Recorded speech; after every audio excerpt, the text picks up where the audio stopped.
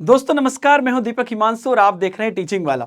दोस्तों बिहार शिक्षक भर्ती का एग्जाम हो चुका है। पीआरटी वाले जितने भी हमारे कैंडिडेट थे उन्होंने एग्जाम दिया है।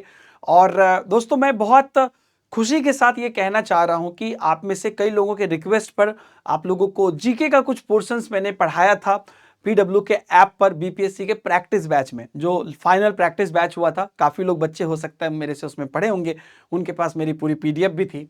तो उसमें मैंने आप लोगों को स्टैटिक जीके का कुछ पोर्शन पढ़ाया था। 15 क्लासेस मैंने ली थी उसमें, और बाद में मैंने आप लोगों के लिए 3 क्लासेस बढ़ाई थी, जिसमें कि 5 शुरुआत में मैंने एक बेसिक टेस्ट रखे थे 30 क्वेश्चन के विद एक्सप्लेनेशन, और उसके बाद हमने वहां पर जो है 7-8 क्लासेस रखे थे वन लाइनर थ्योरी सारे सब्जेक्ट के, मतलब स्टैटिक जीके के अंतर्गत जितनी भी चीजें आती हैं उनकी, और फिर 5 लास्ट रखे थे हमने एक्सपेक्टेड एमसीक्यूज।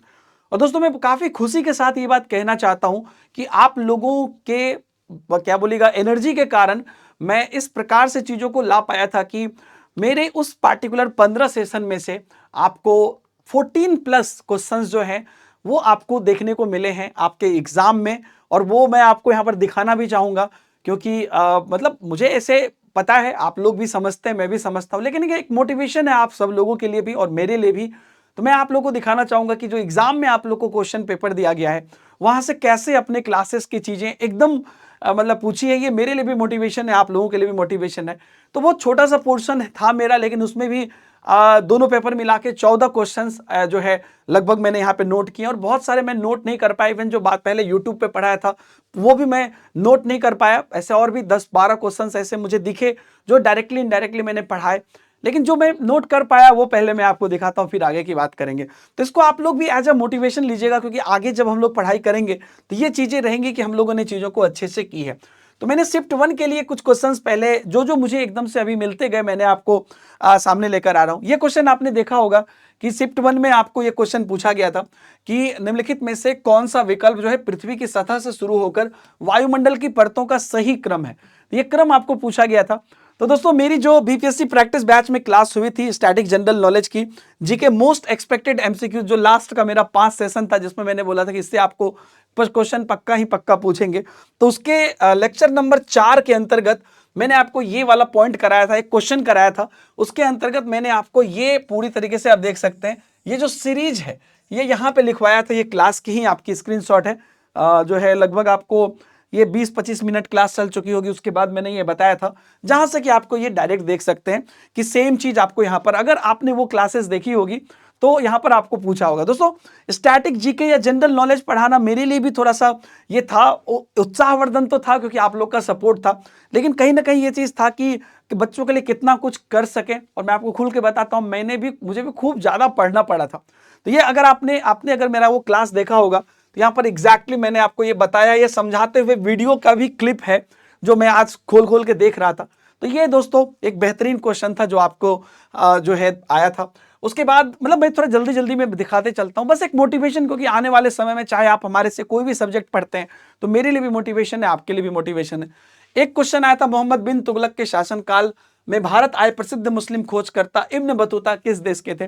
तो ये बहुत सारे इब्न बतूता के क्वेश्चन मैंने आपको कराए थे उसी संदर्भ में। जो बीपीएससी पीआरटी बैच का प्रैक्टिस सेट 5 था, शुरुआती 5 क्लास जो था उस 15 लेक्चर का, उसके अंतर्गत लेक्चर नंबर 5 में मैंने आपको यहाँ पर इब्न बतूता के बारे में एक क्वेश्चन कराया था, और वहां पर क्लियरली मैंने इब्न बतूता के बारे में काफी सारे डिटेल्स बताए थे। उसमें यहाँ पर मैंने आपको इनके बारे में भी, इनके कहाँ से आए वो भी बताया, और भी काफी सारी चीजें बताई थी, तुगलक के बारे में भी काफी चीजें बताई थी।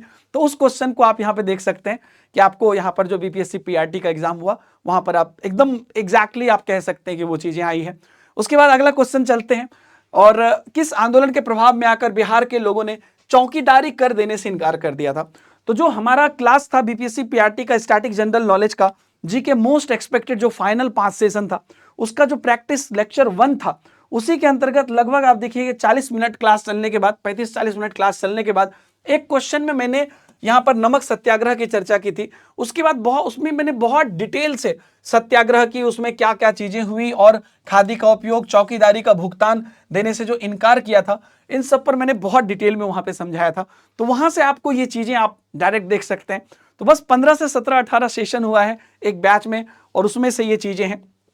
अगला देखते हैं कि निम्नलिखित में से कौन सा कथन जो है उत्तरी अमेरिका महाद्वीप कि लेक जो है सुपीरियर के संबंध में सत्य है। तो ये सुपीरियर के संबंध में जो यहाँ पर स्टेटमेंट्स आपको दिए हुए हैं ना, जैसा कि आप देख लीजिए यहाँ पर कनाडा, यूएसए के मध्य इत्यादि में, तो यहाँ पर मैंने यही वाला क्वेश्चन, इसी टाइप का क्वेश्चन आपको पूछा था।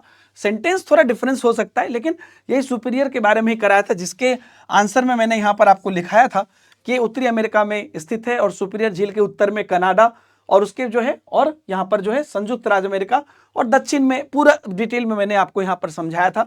ये आपको प्रैक्टिस सेट 3 जो है, यानी कि इनिशियल का जो 5 क्लास था प्रैक्टिस बैच का, उसके प्रैक्टिस सेट 3 में ये आपको क्वेश्चन डायरेक्ट यहाँ पर आपको कराया गया था। उसके बाद दोस्तों आगे चलते हैं। एक क्वेश्चन आपको आया था कि भारत के खनिज तेल पेट्रोलियम उत्पादक क्षेत्र और इसकी अवस्थितियों का सही युग्म क्या है। तो इसमें आपको खनिज तेल के संबंधित ना, मैंने जितने भी खनिज थे उन सबको अगर आप देखिएगा तो वन लाइनर सीरीज करा के, उसी 15 सेशन के अंतर्गत जो वन लाइनर मेरा क्वेश्चन मतलब 1 था, क्लास नंबर 1 था, उसके अंतर्गत सब चीजों का सोना चांदी अभ्रक और ये पूरा और भी अलग अलग पेजेस में था, मैंने पूरा कराए थे। और उसी के अंतर्गत जब मैं पेट्रोलियम बता रहा था तो मैंने आसाम के बारे में भी आपको बताया था, डिगबोई, सुरमा घाटी, गुजरात का खंबात, अंकलेश्वर, महाराष्ट्र, बॉम्बे, तो अब ये पूरा डिटेल मैंने आपको बताया था।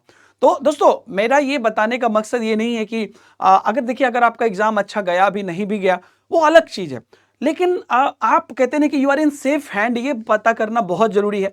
हम लोग भी 3 महीने 4 महीने 6 महीने पढ़ाते हैं, उसके बाद हमारे भी एक आंखों में ये लालसा रहती है कि ठीक है, देखिए एग्जाम हॉल में आपकी जगह मैं भी बैठूं तो शायद मतलब हो सकता है कि जानते हुए मैं भी बहुत गलती कराऊं, या काफी चीजें पढ़ने के बाद मेरे साथ भी खिचड़ी हो जाए।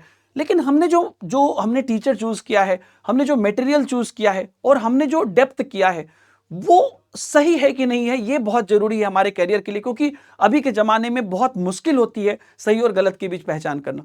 तो दोस्तों ये इसलिए चीज एक मेरे लिए भी एनर्जेटिक है जो यहाँ पर आपको मैं दिखा रहा हूं। तो मैं थोड़ा जल्दी जल्दी में दिखा रहा हूं। अगला क्वेश्चन एक और मैं आपको दिखाना चाहूंगा, आप लोग मिला सकते हैं अपने पेपर में, ये क्वेश्चन आपको मिल ही जाएगा, याद ही होगा आपको। तो कौन सा युग्म सही सुमेलित है, तो यहाँ पर अलग अलग लोगों के बारे में बताया गया था। और दोस्तों मेरा जो ये वन लाइनर वाला सीरीज हुआ था ना, इसमें मैंने आपको काफी सारे ना ये ऐसे स्टेटमेंट कराए थे कि ये किसने दिया, ये किसने दिया। उसी संदर्भ में मैंने मतलब ऐसे बहुत सारे पेजेज हैं, एक पेज का मैंने स्क्रीनशॉट लिया था जहां पर कि मैंने आपको यहां पर पूरी तरीके से लिखा दिया। देखिए कौन यंग इंडिया और हरिजन के संपादक थे, महात्मा गांधी। तो ये पॉइंट पर मैंने आपको लिखाया था, और भी बहुत सारे पॉइंट लिखाए थे अलग अलग पॉइंट के, तो वो मैंने आपको यहाँ पर दिया है। वन लाइनर सीरीज अगर आपके पास बैच का एक्सेस होगा तो आप देख सकते हैं, वन लाइनर सीरीज के अंतर्गत जो है लेक्चर नंबर 7 था ये जो मैंने आपको कराया था। इसके बाद दोस्तों कुछ यूट्यूब पे भी मैंने कराया था। यूट्यूब का मैं स्क्रीनशॉट बहुत ज्यादा नहीं ले पाया हूं क्योंकि मैंने बहुत पहले पढ़ाई थी यूट्यूब पे, मतलब 1 महीने पहले करीबन 10-15 क्लासेस ली थी। तो जो मुझे मैं ले पाया हूं, एक आपका महिला साक्षरता दर था, ये आसान सा क्वेश्चन है, लेकिन इस पर भी मैंने आपको पुरुष और महिला बिहार की मैं पूरे सीरीज कराया था, बिहार का क्या है, कहाँ कम है कहाँ ज्यादा है सब कुछ, तो उसके अंतर्गत वो पूछा था।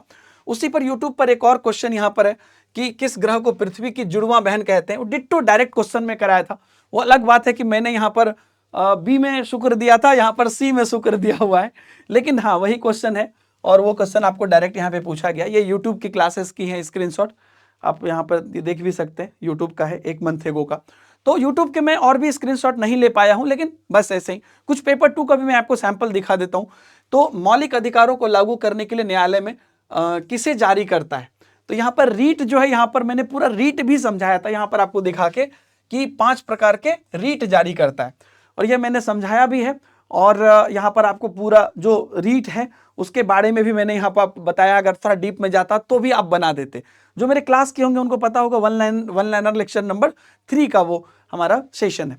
उसी प्रकार से एक और क्वेश्चन यहाँ पर मैं आपको दिखा देता हूँ कि कौन सा बांध महानदी पर स्थित है। तो ऐसे क्वेश्चंस आपको इसलिए भी नहीं छूटने वाले थे क्योंकि मैंने इन सभी छोटे छोटे पॉइंट को कवर किया था आपके सामने। तो यहाँ पर कोई क्वेश्चन करा के, यही वजह था कि मैं एक्सप्लेनेशन कराता था आपको कि देखिए हीराकुंड बांध का निर्माण उड़ीसा के राज्य के सबलपुर से 15 किलोमीटर 9 मील दूर महानदी पर किया गया। इस पर पूरा डिटेल में मैंने आपको समझाया था कि कहाँ है, क्या है, कैसे है। तो महानदी पर है और उसके 15 किलोमीटर लंबा, ये वो पूरे डिटेल में चीजें यहाँ पे हम आपको बता दिए थे। उसके साथ साथ देखिएगा कि भारत में 1952 की राष्ट्रीय वन नीति में उल्लेखित देश के कुल भौगोलिक क्षेत्र में वन का क्षेत्र कितना प्रतिशत है, वन का प्रतिशत कितना है। बहुत अच्छे से यहाँ पर वन एवं वन जीव मैंने वही 15 सेशन के अंतर्गत ही एक क्लास में कराया था। 10 पीपीटी वन पे पढ़ाया था, लगभग मतलब 10 पेज पढ़ाया था। उसी में मैंने यहाँ पर आपको बता दिया था कि जो नई राष्ट्रीय वन नीति 1988 उसके अनुसार जो यहाँ पर 33.33% वन होने चाहिए। याद भी आप होगा आपको क्लास के कुछ मोमेंट, अगर आपने क्लास किए होंगे तो ये वन लाइनर लेक्चर नंबर 2 का हमारा है, वही जो 17-18 सेशन है उसी के बीच में। किस वर्ष बिहार प्रांतीय किसान सभा का गठन किया गया था, यह क्वेश्चन आपको पूछा गया है। तो ये भी आपको मैंने सहजानंद सरस्वती ने 1929 में बिहार प्रांतीय जो है सभा का गठन किया है, ये आपको मैं पूरा डिटेल में बताया था, फिर उसके बारे में भी बताया था, लेकिन वो डायरेक्ट चीज आपको यहाँ पर आपको देख सकते हैं। ऐसे बहुत सारे क्वेश्चन है दोस्तों, और कुछ क्वेश्चन तो मतलब ऐसे हैं जो कि मैं बस एक दो सैंपल के लिए आपको दिखाना चाहता, जैसे ग्रीनविच के बारे में पढ़ाया, कितना डिग्री आगे पीछे, तो उसको उसकी बहुत सारे ऐसे थ्योरी मैंने आपको बताई है वहां पर, जहां से कि वो आप समझ सकते हैं कि किस प्रकार से वो कितना आगे पीछे हो सकता है या कितना डिग्री पे जा सकता है। तो उसकी बेसिक थ्योरी से भी बहुत सारे क्वेश्चन निकले हैं। इससे पहले तक मैंने वो दिखाया जो सारे डायरेक्ट क्वेश्चन थे, है ना, ये सारे डायरेक्ट क्वेश्चन, मतलब लाइन बाय लाइन आपको वो लाइन मैंने लिखाया वो आया। लेकिन कंसेप्ट जो मैंने पढ़ाया है उससे भी आपको बहुत सारे क्वेश्चंस हैं जो कंसेप्ट बेसिस पर आए हैं। अब जैसे यहाँ पर महासागरीय परपटी का है, तो महासागर में क्या क्या होता है, जैसे NaCl है या मैग्नीशियम है या जो भी क्लोराइड, उस पर भी काफी डिटेल में जो चीजें पढ़ाई है वहां से भी चीजें निकल कर आप लोग देख सकते हैं। दोस्तों यहाँ पर मेरे सेशन करने का उद्देश्य सिर्फ एक ही है। अभी देखिए यूट्यूब पर मैंने अभी तक लिया नहीं है, और जल्दबाजी में मैं जितना भी खोज पाया मैं आपको दिया हूं, हो सकता है 5-10 और मिल जाते। एक तो जीके का पोर्शन जो भी है 10-15 क्वेश्चन काफी होता है एक 120 नंबर के एग्जाम में, और उसमें लगभग ये 14 क्वेश्चन मैंने आपको भी दिखाए। और भी बहुत क्वेश्चन हो सकते हैं जो इनडायरेक्टली भी हो सकते हैं, या इतने तो डायरेक्टली थे।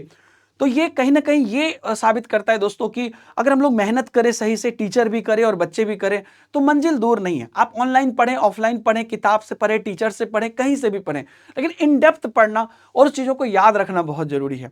तो ये चीज़ मुझे काफ़ी खुशी है कि मेरे पीपीटी जिन बच्चों के पास होंगे, 15 से 18 पीपीटी का ये पूरा बीपीएससी प्रैक्टिस बैच था PW के ऐप पर, उसमें से इतने सारे क्वेश्चन सिर्फ एक टीचर के 18 क्लास से अगर के अंतर्गत से आए थे। ये बहुत मेरे लिए भी एनर्जेटिक, आपके लिए भी एनर्जेटिक। आपका एग्जाम जैसा भी गया आप बिल्कुल चिंता न करें, क्योंकि मेहनत और चीज़ों से सीखना आपका भी जारी है, हमारा भी जारी है। अगली बार हम भी ये भी कोशिश करेंगे कि और 5-7 क्वेश्चन आ जाए, मतलब ऐसे तो 15-20 ही मैक्सिमम आए हैं स्टार्टिंग जीके से, लेकिन उम्मीद करेंगे कि और आ जाए या और ज़्यादा एक्यूरेट हो जाए, हमेशा इसकी कोशिश में रहेंगे। बाकी आप लोग पढ़ाई करते रहिए। बिहार स्टेट की अगर आप तैयारी कर रहे हैं, EMRS की कर रहे हैं, DSSB, PRT, TGT, PGT, या आप सुपर टेट, यूपी टेट, अगला सीटेट कुछ भी कर रहे हैं, तो मैं आपको child development and pedagogy, teaching methodology, teaching skills इत्यादि सब कुछ की आप जानते हैं कि मैं आप लोगों को कोशिश करता हूं अच्छे से पढ़ाने की। तो उम्मीद करूंगा कि आप लोगों के लिए बहुत बेहतरीन होगा। Thank you very much, all the best आप सभी लोगों को। आप लोग क्योंकि एग्जाम जैसा भी हो